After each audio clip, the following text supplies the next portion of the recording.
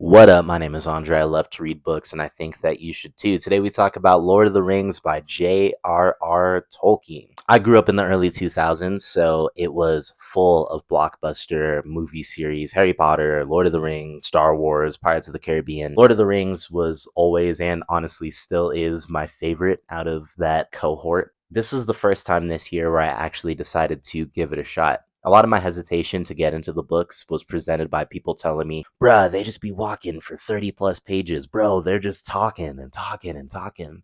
And the books are pretty thick. These are like 400 pages. I love the size of just mini books and everything, so that's why I got this version. It's a hefty one, and there are three of them.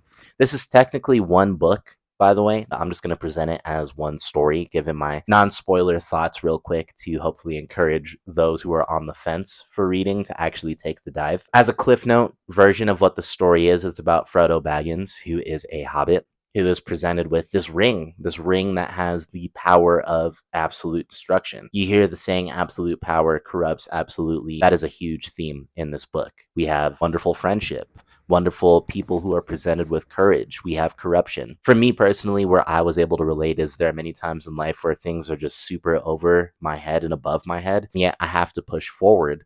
But I find most of my strength when I push forward because of the people who are around me. You have really interesting instances of characters who aren't presented in the movie, like a guy named Tom Bombadil. Shout out to those who know. If I had to make a ranking for how I enjoyed these ones, I'd say Two Towers was my favorite one.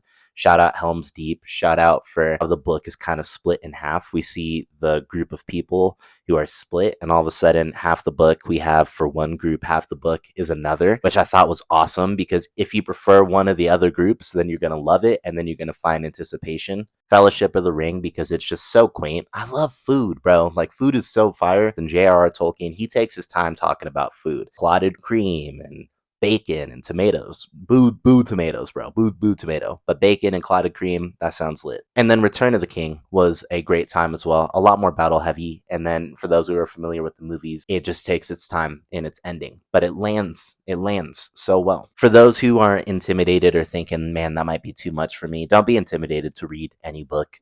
The best that can happen is you read it and you say, oh, I was wrong. The worst that can happen is you pick it up, try to read, and you're like, bro, this is too much. I'm outie, not my style.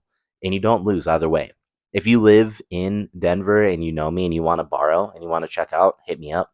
If you live in Denver and you don't know me, then we can meet in a public space. And once again, I give you that offer that you could borrow this. This is my message to you saying that you should check it out. If you have any suggestions about fantasy books that you think I should try to check out next, I'm all ears. If not, more power to you.